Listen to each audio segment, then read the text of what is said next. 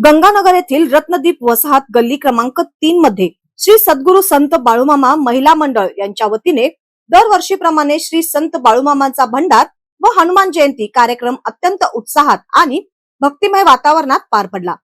परिसरातील महिलांनी मोठ्या श्रद्धेने एकत्र येत या धार्मिक सोहळ्यात सहभाग नोंदविला। गेल्या तब्बल 25 वर्षांपासून हा उपक्रम सातत्याने साजरा केला जात असून यंदाही याच परंपरेने आणि भक्तिभावाने कार्यक्रमाचे आयोजन करण्यात आले होते। कार्यक्रमाची सुरुवात पहाटे भगवान हनुमान जन्मकाळ साजरा करून करण्यात आली। जय हनुमानच्या जयघोषात वातावरण भारावून गेले होते। त्यानंतर दुपारी आरती करून श्री संत बाळूमामा यांच्या नावाने भंडाऱ्याचे आयोजन करण्यात आले। भंडाऱ्यानंतर महाप्रसादाचे वाटप करण्यात आले। यावेळी महिला भजनी मंडळाने सादर केलेल्या अभंग, भजन आणि कीर्तनांनी कार्यक्रमात भक्तिरसाची उधळण झाली।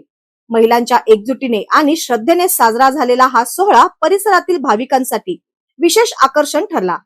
या कार्यक्रमास परिसरातील महिलांची तसेच भाविकांची मोठ्या संख्येने उपस्थिती लाभली। कार्यक्रमाच्या यशस्वी आयोजनासाठी सिंधू महाराज, उर्मिला आडेकर, शकुंतला गोठकिंडे, शकुंतला कारदगे, अनिता पाटील, शोभा कोळी यांनी विशेष परिश्रम घेतले। त्यांच्या पुढाकारामुळे हा धार्मिक उपक्रम अधिकच यशस्वी ठरला। एकूणच श्रद्धा, परंपरा आणि सामाजिक एकोप्याचा सुंदर संगम असलेला हा कार्यक्रम गंगानगर परिसरात भक्तिमय वातावरण निर्माण करणारा ठरला।